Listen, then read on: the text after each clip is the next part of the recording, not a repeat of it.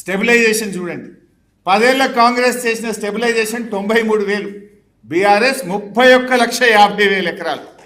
Stabilisation అంటే మీకు తెలియాలి, చెరువుల కింద 25 లక్షలు ఉండే తెలంగాణకు, కానీ ఉమ్మడి రాష్ట్రంలో చెరువులు పట్టించుకోక వాటి కింద మొత్తం తూములు అలుగులు కట్టలు అన్నీ తెరలైపోయి 10 లక్షలకు పడిపోయింది.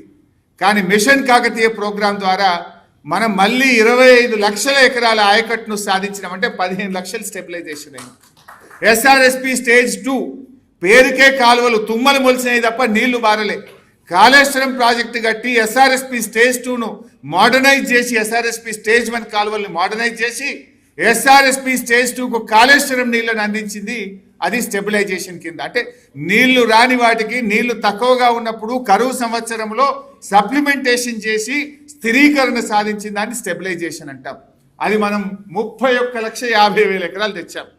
స్టెబిలైజేషన్ యావరేజ్ చూస్తే 10 ఏళ్ల కాంగ్రెస్ సంవత్సరానికి 9,300 ఎకరాలు ఇస్తే బీఆర్ఎస్ 3,31,578 ఎకరాలు ప్రతి ఏటా స్టెబిలైజేషన్ తన 9.5 ఏళ్ల కాలంలో చేసింది.